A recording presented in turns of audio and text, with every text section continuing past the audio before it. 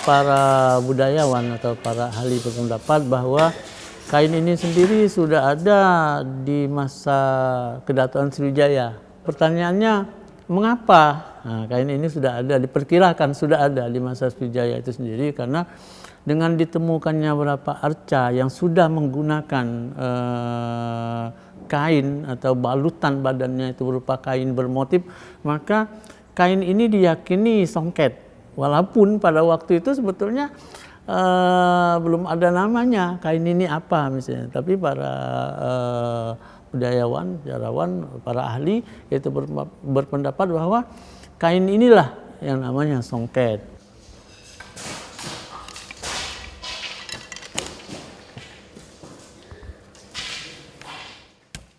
Songket itu sendiri misalnya sudah ada di masa Kesultanan Palembang Darussalam.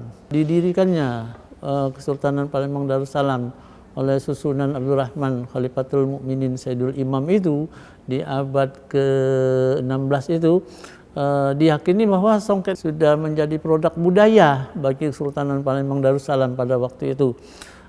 Kenapa? Dengan adanya hubungan dagang antara Palembang misalnya dengan bangsa Cina, antara Palembang misalnya hubungan dagang dengan bangsa India, misalnya dengan bangsa Arab dan lain sebagainya, ini mengakibatkan antara satu negara dengan negara yang lain ini bertukar artinya bertukar produk ya.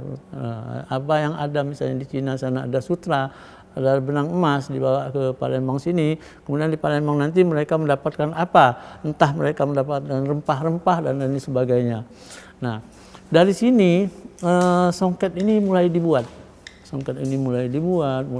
Tapi pada waktu itu sesungguhnya songket ini hanya dibuat di kalangan keluarga bangsawan. Jadi tidak keluar, hanya di keluarga bangsawan, khususnya misalnya putri-putri misalnya bangsawan ini karena mereka tidak keluar pada masa itu, lalu mereka di rumah itu mereka menyulam, mereka mengangkin, mereka menenun. Hasilnya nanti untuk apa misalnya? Songket ini, ya songket ini sebetulnya pada keluarga bangsawan itu adalah prestise. Jadi persiapan mereka untuk memasuki misalnya bahtera rumah tangga pada saatnya nanti.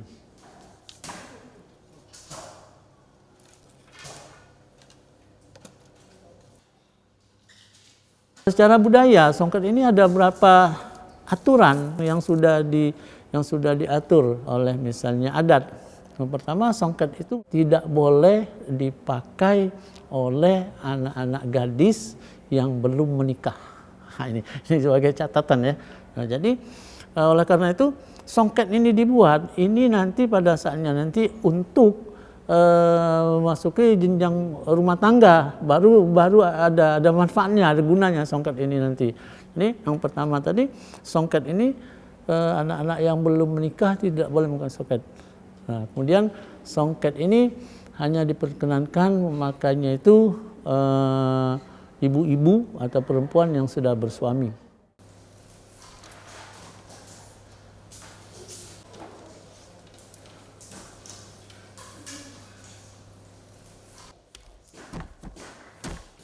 Pada masa, katakanlah masa Kesultanan, ada larangan bahwa anak perempuan itu tidak boleh keluar rumah. Ya, tidak boleh keluar rumah. Apalagi dia misalnya anak-anak bangsawan. Nah, di dalam misalnya kehidupannya sehari-hari, karena mereka kan tidak boleh keluar rumah misalnya, ngaji pun misalnya, belajar ngaji pun misalnya, menghadirkan atau mengundang misalnya guru ngaji itu sendiri ke rumah. Nah, mengisi waktu kosong ini mereka menenun. Jadi ini tadi, di awal tadi saya sudah bilang selain dari bertenun, ada menyulam dia, ada mengangkin dia. Ada dia membuat sulaman kelingkan dan lain sebagainya. Bukan saja didominasi oleh membuat songket ini anak-anak gadis itu. Nah, gunanya untuk apa? Nah, ini tadi ketika mereka berumah tangga, nah songket-songket inilah yang mereka pakai nanti di hari Mungga, kemudian di hari-hari berikutnya dalam masa misalnya yang disebut memang pengantin anyar itu.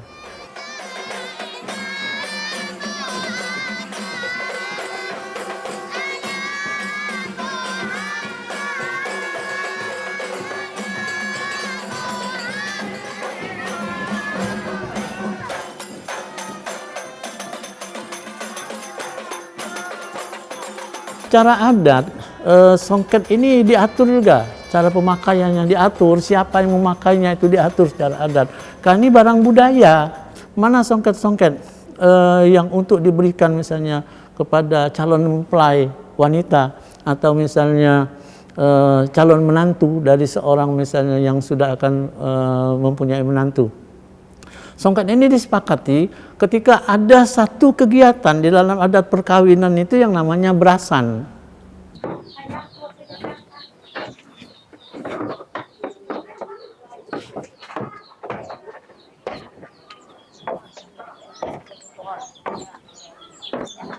Jadi ada madlik, ada nyenggung, kemudian ada berasan. Nah berasan ini kita bicara, jadi dari hati ke hati, heart to heart, antara misalnya masing-masing juru bicara dari dua calon besan.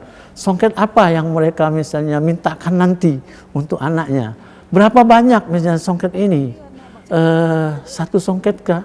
Apa misalnya 3 turun kah, 5 turun kah, atau 7 turun kah misalnya songket ini, dan songket jenis-jenis apa yang akan dimintakan. Nah ini songket sebagai produk budaya. Songket ini sendiri misalnya kapan yang wajib dipakai misalnya songket di sini bagi ibu-ibu yang akan ikut menjadi besan. Ketika ada besanan, ada perkawinan agung di Palembang ini, semua ibu-ibu yang kondangan itu wajib memakai songket. Songket plus selendangnya.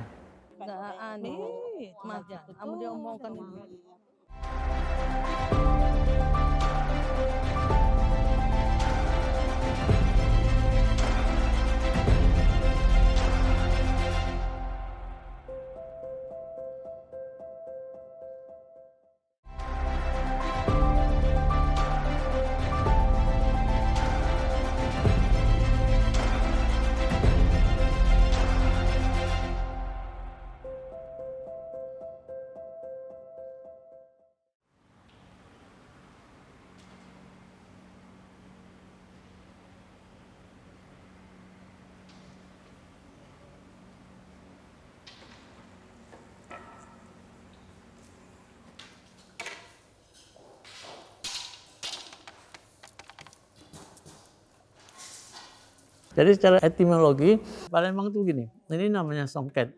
Jadi ada yang menerjemahkan bahwa ini ada yang menyongsong, ada yang mengkait. Artinya menyongsong itu datang. Jadi dalam misalnya pembuatan songket itu sendiri pada alat yang namanya gedokan, itu ketika misalnya beliro itu mulai dihentakkan misalnya untuk merapatkan benang yang ada itu, nah ini yang namanya menyongsong. Menyongsong. Ada yang menyambut dia, ada yang menyambut, lalu ada yang mengkait. Nah, ada juga yang menerjemahkan misalnya songket ini berasal dari kata sukit. Nah, ya. Ada yang menusuk, ada yang mengungkit itu, atau ada yang datang, ada yang menunggu di sana. Nah, jadi pada akhirnya apa yang menjadi misalnya bukan perdebatan sih, pendapat beberapa ahli ini, jadilah kain ini dinamai songket.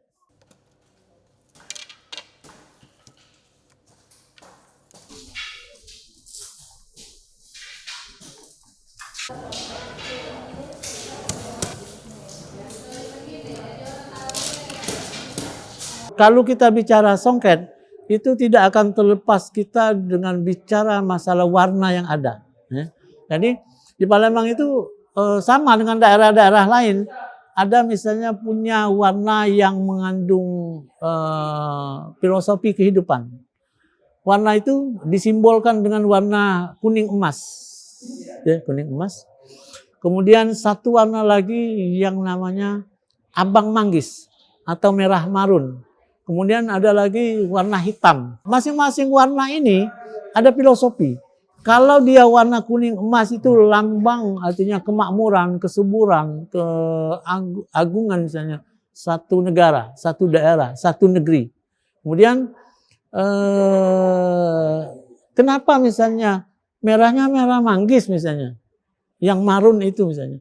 Manggis itu diyakini itu simbol kejujuran. Kita lihat manggis itu kalau misalnya di luarnya itu ada kodenya 6 misalnya, pasti setelah kita lihat di dalamnya itu pasti 6. Dan hitam, di balik glamornya dunia ini diciptakan oleh Yang Maha Kuasa misalnya.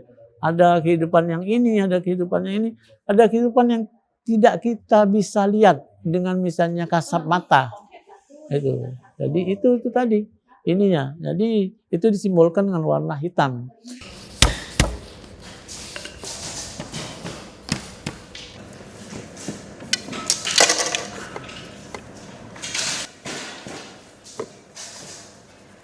Dari misalnya sekian puluh atau bahkan ratusan motif songket itu sendiri, misalnya ada songket-songket diperuntukkan bagi etnis tertentu, bagi orang-orang tertentu.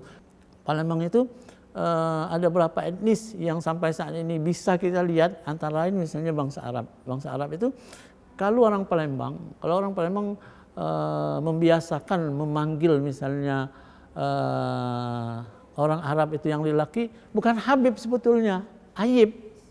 Jadi Ayib, dia manggilnya Ayib. Kemudian yang ibu-ibunya atau yang perempuannya itu dipanggil Paci. Nah, oleh karena itu ada songket yang namanya bunga paci.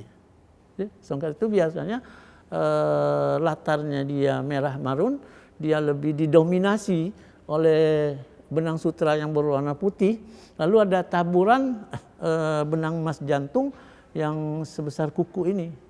Kenapa misalnya jika kita bandingkan motif ini misalnya dengan motif misalnya naga bersaung, misalnya lepus naga bersaung, yang kalau kita lihat naga bersaung itu bukan main mewahnya misalnya, glamornya, wahnya misalnya. Ketika kita satu songket yang bermotif misalnya bunga paci, songket itu ada orang bilang nggak terlalu menarik songket itu, tapi itulah kehidupan, itulah gambaran kehidupan. Jadi misalnya bangsa Arab itu digambarkan bahwa mereka tidak terlalu glamor. Ada yang namanya bunga cino. Songket ini diperuntukkan bagi perempuan-perempuan bangsawan di kota Palembang ini keturunan Cina. Ada songket misalnya songket jando berais. Songket jando berais itu atau janda berhias lah. Janda itu songket ini memang tidak terlalu banyak benang emasnya. Kadang-kadang misalnya tengahnya itu agak kosong. Biasanya ditandai dengan warna ungu. Artinya ajaran misalnya tidak kepo itu, dari masa Kesultanan di Palembang ini sudah diberikan. Ketika melihat orang misalnya memakai pakaian songket ini, sudah jelas statusnya pasti janda.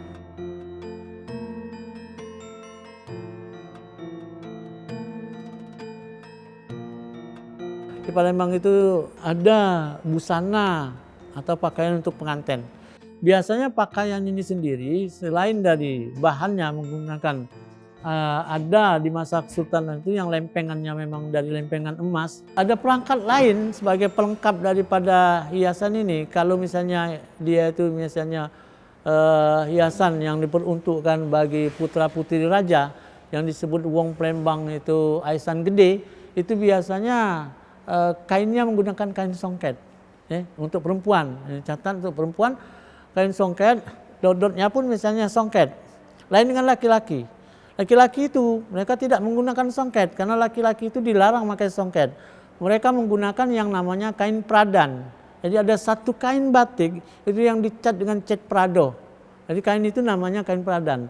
Inilah pelengkap busana aisan gede bagi mempelai pria.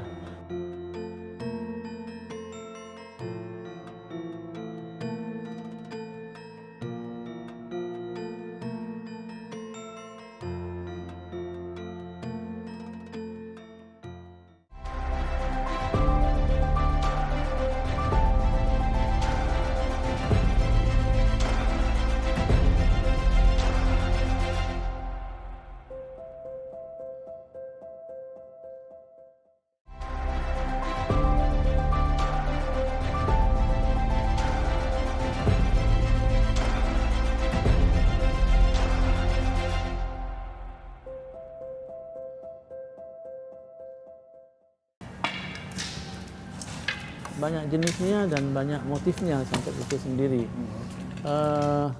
Ada misalnya motif yang tertua, songket itu motif yang tertua kita kenal dengan naga bersaung.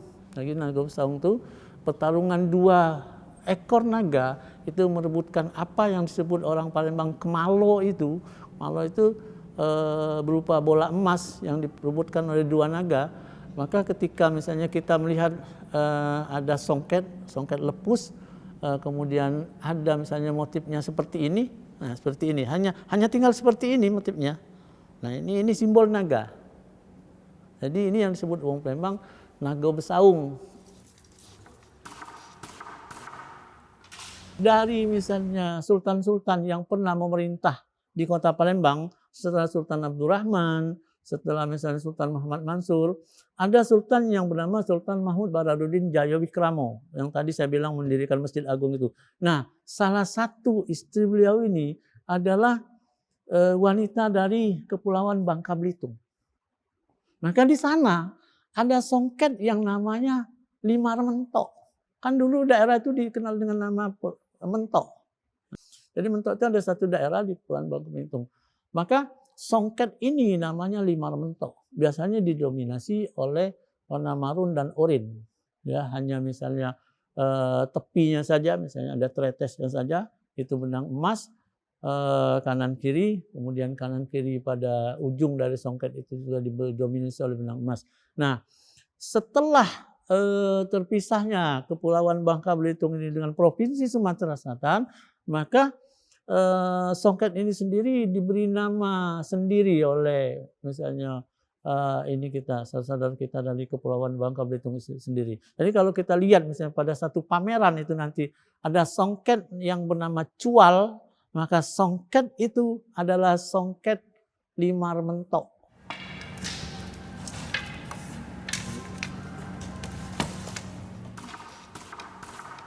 Songket tabur itu misalnya jenis songket ini permukaannya misalnya merah marun. Wong Palembang nyebutnya itu abang manggis, ya, abang manggis, atau secara nasional itu dikenal warna itu dengan warna merah marun. Hanya ada taburan-taburan misalnya benang emas yang disulam misalnya lebih kurang segini lah misalnya. Maka songket ini bernama tabur, motifnya motif tabur.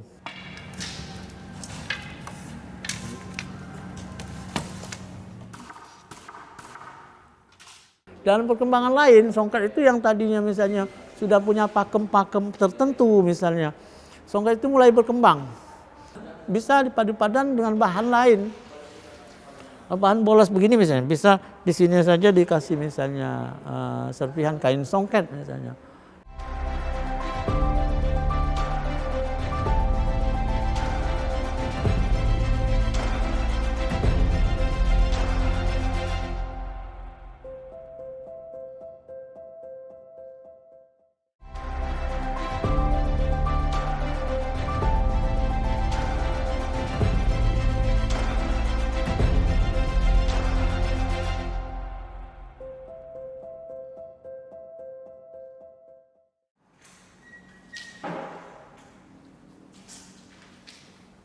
Songket itu normalnya misalnya dikerjakan satu setel itu 6 bulan. Tapi sekarang ada yang 3 bulan, ada yang 2 bulan, ada yang bahkan ada yang 20 hari. Itu. Songket itu kamu bayangkan.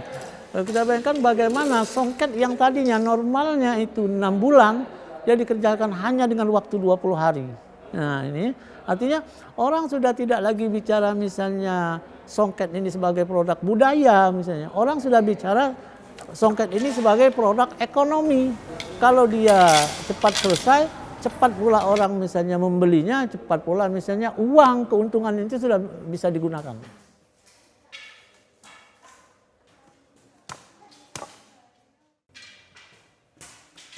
Dulu kita kenal songket ini warnanya merah dan keemasan. Tapi kita sekarang dengan kemajuan zaman, kita mengikuti selera pasar. Jadi songket itu tidak harus mestinya merah dengan dominasi emas. Tidak. Sekarang kita produk songketnya itu yaitu silver dan tembaga. Dan warnanya juga tidak terfokus kepada merah. Bermacam-macam. Sekarang kita muat warnanya seperti biru, hitam, abu-abu, toska, dan lain-lain. Kita disesuaikan dengan selera dan kemajuan sekarang.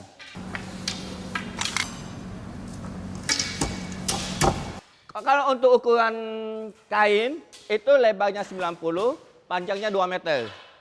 Itu untuk spis kain.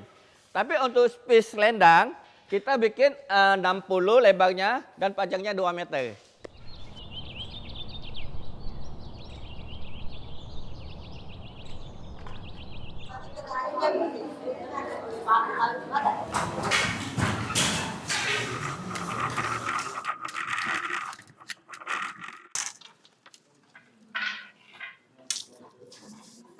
Kalau dulu ya, polanya pola agak yang kembang dulu, nah ini nah polanya. Pertama sekali nenun songket yang diburai, pola cak ini. Nah sekarang sesuai dengan permintaan. Kalau konsumen nak minta yang ini, kita nurutkan. Sekarang lah banyak dicampur, ada yang merah, kiri kanan, di tengahnya lagi ada itu. Lah bervariasi lah untuk yang sekarang.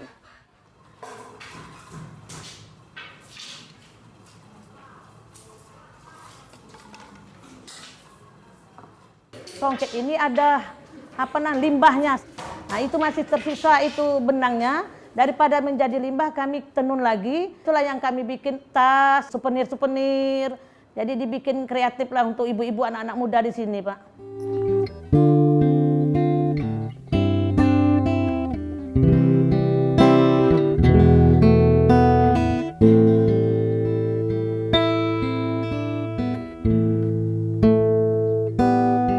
Songket ini dalam perkembangannya yang tadinya misalnya produk sebagai produk budaya hanya untuk keluarga, untuk 1 atau 2 keluarga misalnya, kemudian yang menenunnya pun misalnya yang bersangkutan untuk mereka nikmati sendiri, tidak saja didominasi misalnya oleh kalangan bangsawan. Kalau dulu ya, kalau sekarang misalnya semua orang bisa, sepanjang mereka mau belajar. Itu tadi tidak saja misalnya perempuan, ada juga laki-lakinya yang menenun.